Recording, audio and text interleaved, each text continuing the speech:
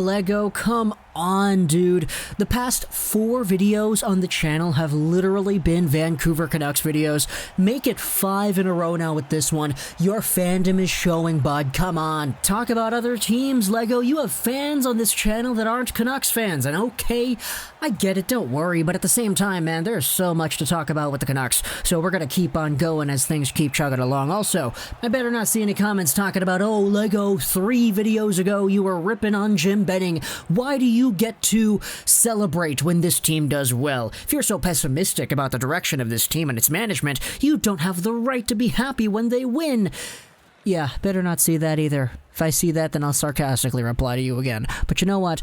We're talking today about the Vancouver Canucks because Elias Pettersson is a guy who has not been in the lineup the previous 2 games for an undisclosed injury reason. It was upper body, but that's all we know about it. He's missed 2 games right now, and the Vancouver Canucks have kind of pulled off history without him in the lineup. 2 straight wins against Toronto, the very first win of the year where the Vancouver Canucks are trailing after the second period, and the first third period comeback they've had in a long, long time.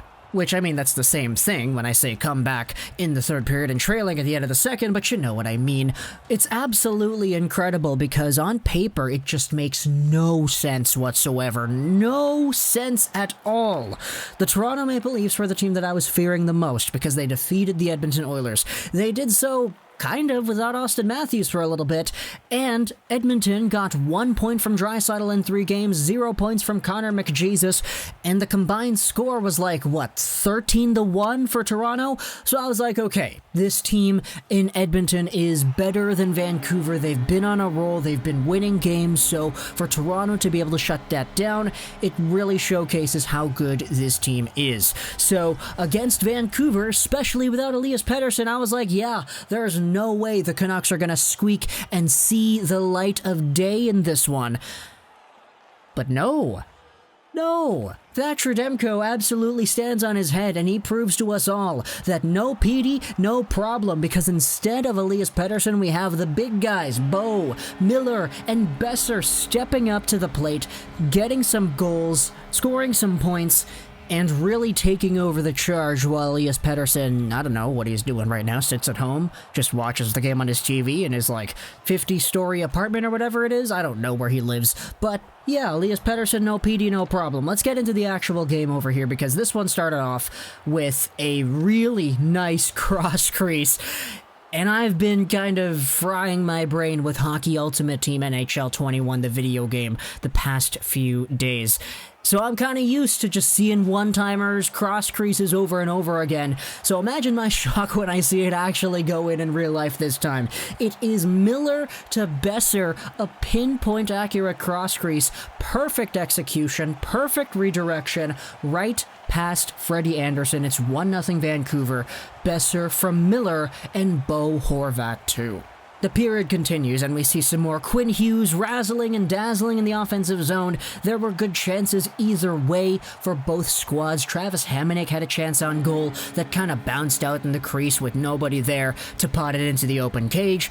But about 10 minutes after the Boeser goal, it's Kerfoot with a very nice tip pass over to John Tavares, who comes in on the left side. He grips it, he rips it, and boom goes the dynamite. He slaps one up top over the blocker of Demko and in short side. Demko's kind of cheating off into the middle, and he's a little bit too far forward, and it goes right by his blocker. He, in frustration, chips the puck up after, and it hits one of the Leafs guys in the areas that I probably should not be explicitly talking about. So, funny stuff with Thatcher Demko a little bit afterwards, but still, it's 1-1 after this, and at the end of the first period, we had the Canucks under siege after some extended Leafs pressure to end off the period. It was crazy how good the Leafs were playing immediately after that Tavares goal. Demko, while he wasn't the best in that Tavares goal, had to be a little bit sharper throughout the rest of the period and throughout the rest of the game. That's the word I'm going to use for Demko, sharp. He was just kind of there, you know? No extremely acrobatic, crazy saves up and down, standing on his head kind of stuff, just kind of right spot, right place, okay, quick reflex, put it off to the side, play it off the blocker kind of saves right there. Straightforward, sharp, just how we like it. The second period started off with a beautiful cross crease too. You want to talk about cross crease? Oh my gosh, this one was crazy. Spezza to Brodie to Vesey right out in front. It's 2-1 Toronto, and the Vancouver Canucks fan base is starting to lose hope. You see it on Twitter, you see it on Instagram. Boy, Thatcher Demko let in a good one. That one wasn't really his fault, but still the Vancouver Canucks are now down 2-1 to the best team in the North, the best team that they'll be playing against this season. So the fact that the Canucks are now down to them doesn't really feel good, because the Canucks have mostly gotten their wins by getting big leads and holding them if they don't choke them away, like they did against Edmonton a few days ago. But this one kind of picked up for Vancouver as Sutter had a shorthanded breakaway-ish opportunity stopped by Freddie Anderson, and the Canucks kind of kept it up from there afterwards. Nate Schmidt had a good opportunity, Gaudette and McAllis with some good give-and-goes. With 5 minutes left in the period, though, the game got really intense. For example, JT Miller, he gives the Leafs a 2-on-1 by coughing up the puck at the Toronto blue line. However, a good hustle back and a good slash that really wasn't called, but it should have been, in my opinion, because JT Miller just came over there on the back check, slashed the guy's stick, and he broke it, allows the play to go the Vancouver way. Boeser, Hoglander, Hughes, they did damage. Myers had a clear-cut shot to the net as well. The Leafs almost scored a few times at the end of the period, and Adam Gaudette had a few great chances as well, and a great rush down the middle for a shot on goal. At the end of the second period, the Canucks had not won a single game this year, or they were losing at the end of the second. So I, like many Canucks fans, was kind of thinking, okay, it'd be cool to see the Canucks win. I wouldn't really bet on it just based off of their track record, but they have looked good, especially at the end of the second period. So we'll see what happens once that third period starts up. And the third period was all Toronto, starting things off right here. Lots of big saves from Thatcher Demko, but the Canucks had their own opportunities too. There was a mad scramble in front.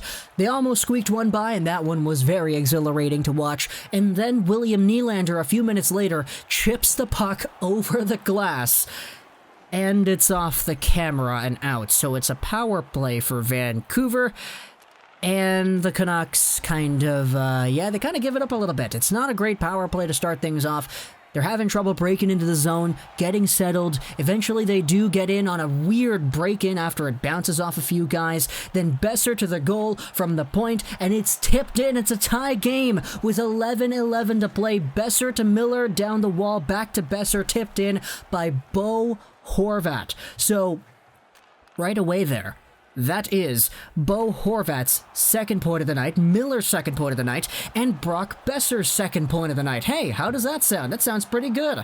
The big guys on the team stepping right up. Then a few seconds after that play, it's Alex Edler who sends the puck up to Brock Boeser, who comes into the zone. He shoots, his stick shatters, it bounces out in front. Freddie Anderson is fooled, and right there on the side is JT Miller to pot it into the open cage once again. 3 points for Boeser, 3 points for Miller. A goal from each of Bo, Brock, and Miller, and the Canucks are actually winning. What the heck is going on here? Oh my goodness, the Canucks have come back, and they're winning, and they're doing it without Pettersson. Give it a few minutes, and the Toronto Maple Leafs are out there with some more opportunities. Adam Gaudette had some really good defensive zone battles with Auston Matthews. Really nice to see Gaudette in this one. I was a big fan of his game right there. Bo almost gets a breakaway, and then a few minutes later, it's another 2-on-1 for Vancouver. Boeser decides to go back to the point, and it's turned over, but in the neutral zone, guess who it is? It's Nate Schmidt, stealing it right back, causing a 3-on-1. He sends it over to Hoglander, who shoots, and he scores. It goes off the back bar.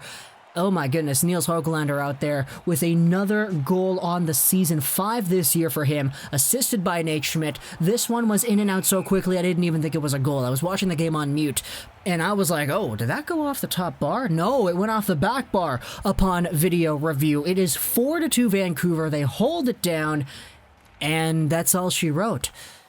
The Leafs have lost 2 straight to Vancouver. Wow. Wow. That feels so weird to say. The Canucks almost never beat Toronto, and now they've done it twice in a row without Elias Pettersson. I can't believe that. I cannot believe that. And I think just the way that I'm talking about it, you know, I'm not really being super excited and not kind of yelling or whatever. I'm just kind of telling it like it is because I'm just kind of shocked to see that it went down like this, huh? Now, a lot of Canucks fans are kind of poking fun at the idea of the Canucks going on a run now because, oh, they're going to go out there, they're going to start winning games, they're going to be good at the trade deadline, and because of that, the Canucks are not going to sell any players, and they're still not going to be good enough to make the playoffs because they're going to choke at the end of the season because that would be pure Canucks luck right there. But hey, you know what? I'll take the little victories as they come. I still do not know if this team is good enough to make the playoffs, but hey, 2 wins in a row does not sound that shabby at all. The Toronto Maple Leafs have lost 2 straight. They're still at the top of the North, though, so I think they should be okay going into the next few weeks. But talk to me in the comments what you thought about this game. I hope you enjoyed this video. And bye.